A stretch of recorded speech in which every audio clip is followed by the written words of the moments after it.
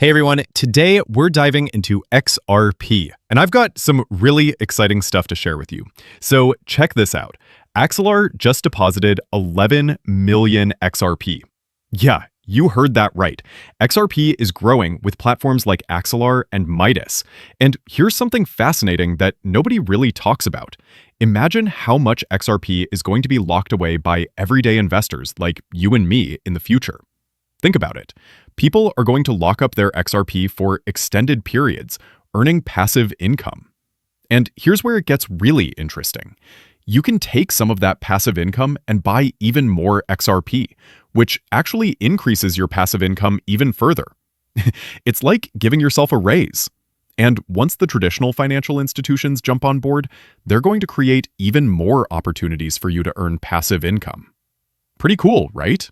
Now, let me share something important with you. David Schwartz recently posted a picture of solar panels with the caption, "Post a pic only your fandom would understand." And there's a powerful story behind this.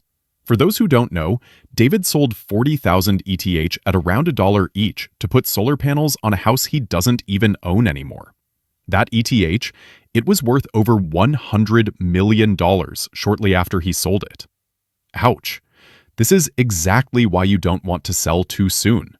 David occasionally reposts this story because, honestly, he still has regrets about it. And who wouldn't, right? Here's the thing though, this same scenario is going to play out with XRP holders. A lot of people are going to sell their XRP, and then they're going to watch it absolutely skyrocket in price. Mark my words, you're going to see posts all over X that say things like, "I sold my entire bag of XRP at $20, and shortly after, it hit triple digits."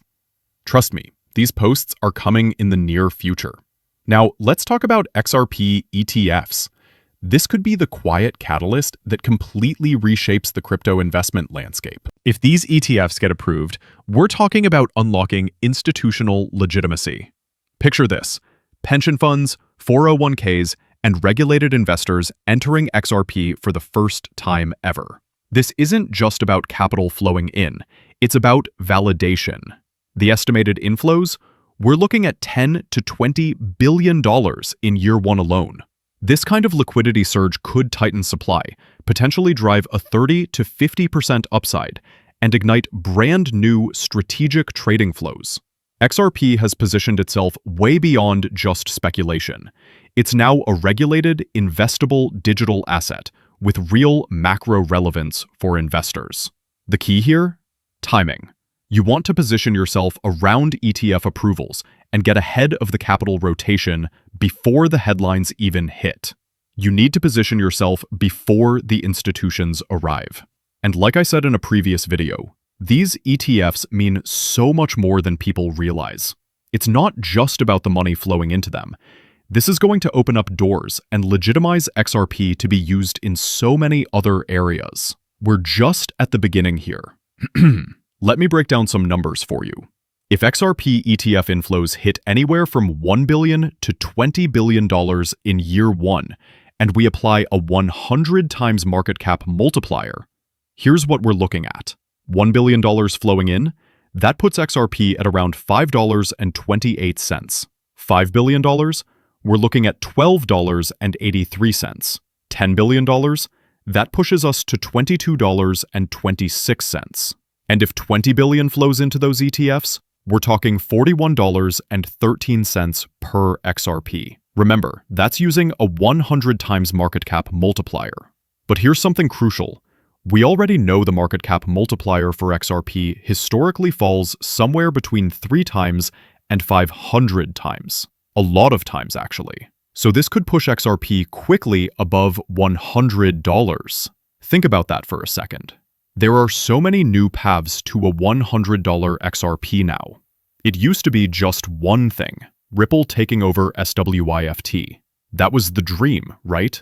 But now, we've got ETFs, institutional adoption, regulatory clarity, and institutions adopting the XRP ledger.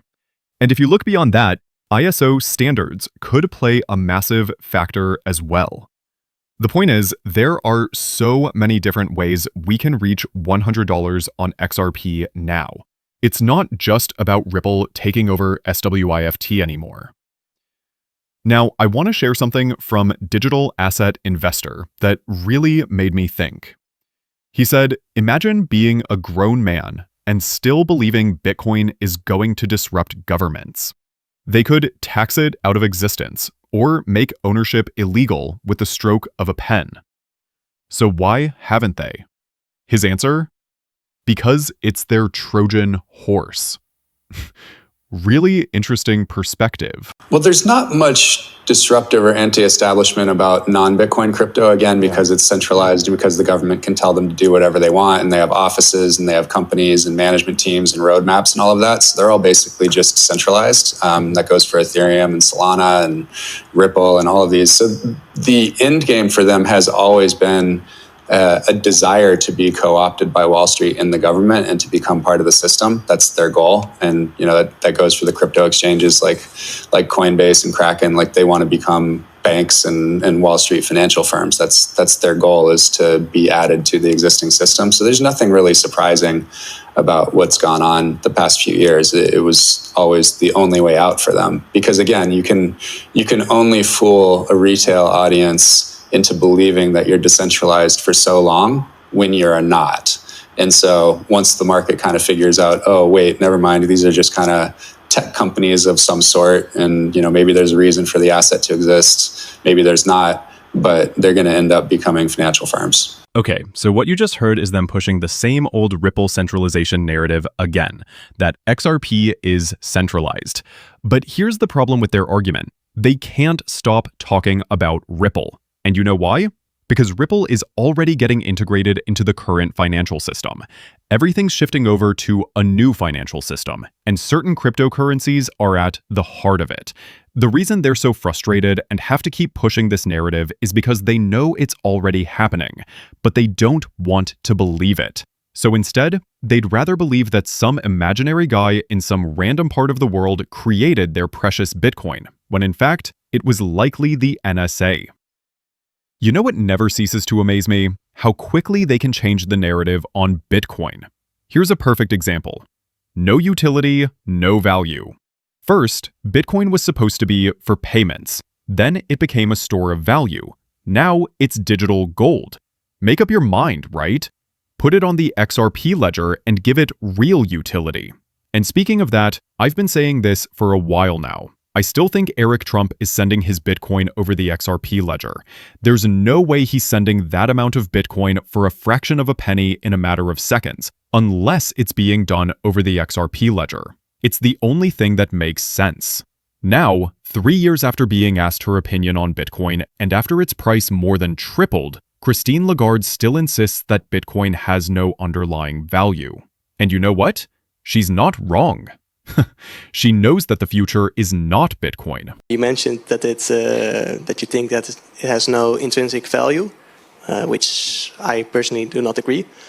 When you were as a guest on College Tour 3 years ago, I asked you what you think of cryptocurrency and Bitcoins, and this is what you had to say at the time. I actually have a son who invested in cryptos, yes. So I follow very carefully.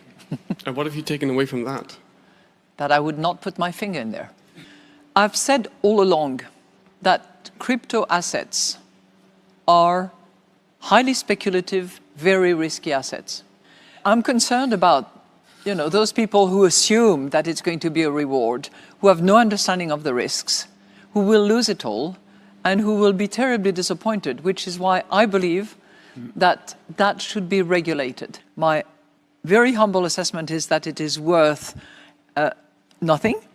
It's based on nothing. There is no underlying assets to act as an anchor of safety. She's absolutely right. Want to know why Bitcoin's price is as high as it is today? Because every single time the price looked like it was going to stumble even slightly, Tether came to the rescue. They'd mint $1 billion USD out of thin air, and then prop up the price of Bitcoin with it. Bitcoin really doesn't have any value. It's not a store of value either, because we've already seen what happens. Every time conflict breaks out in the world, Bitcoin's price plummets. A real store of value doesn't do that. And it's not digital gold either.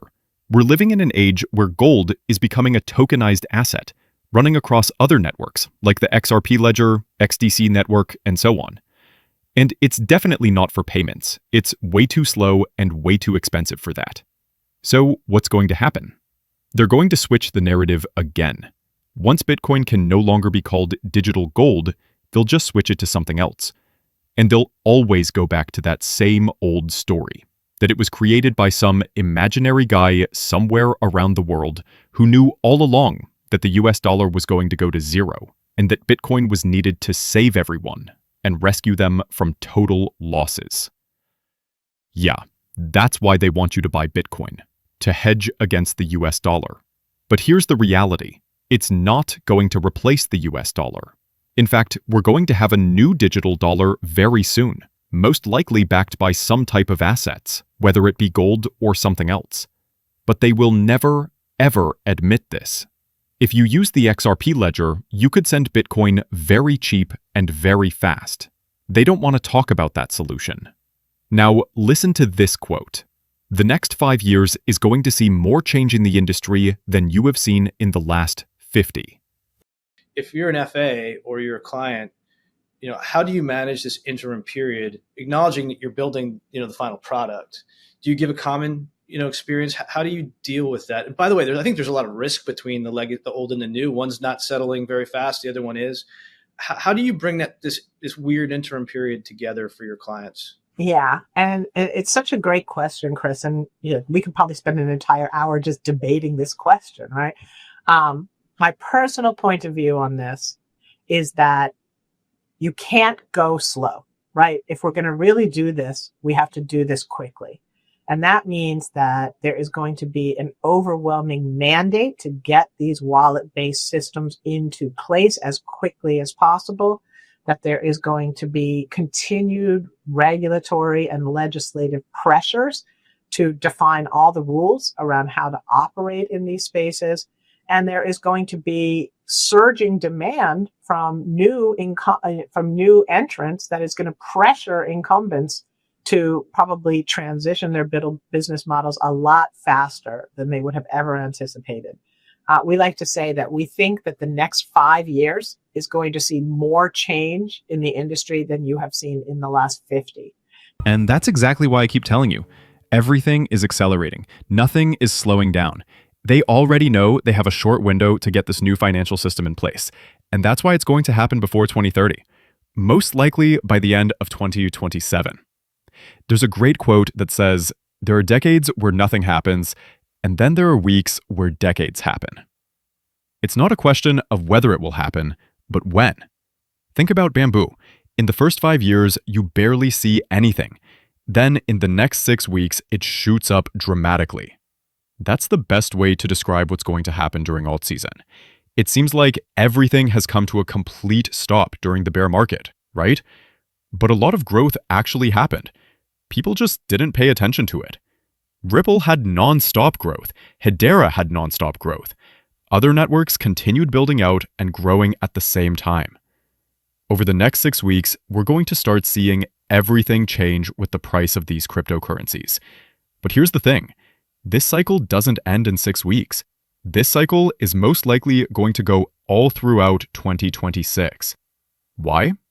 Because once the institutions get here, it's going to be non-stop connections, bringing more and more value to these cryptocurrencies. Now, I want to shift gears for a second and talk about something important. In the United States, the share of Americans who say college education is very important has fallen from 75% in 2010 down to just 35% in 2025. That's a massive drop. Here's the problem I see with college right now, and I just wanted to touch on this really quick. You go to school, right? You get that degree, and all of a sudden, an AI takes your job. That's where we are right now. Unless you're going to learn robotics, AI, things like that, fields that are future-proof, most likely you're going to get a degree in something where there's not going to be a job waiting for you. That's why college, in my opinion, is one of the worst ideas right now. I've always thought that trade school was better than college. I know plumbers that make more than doctors. Think about that for a second. I know people in construction that make way more money than doctors and lawyers make. Trades today are more important than ever before. These are skills that AI can't easily replace, and they're in high demand. And here's something interesting.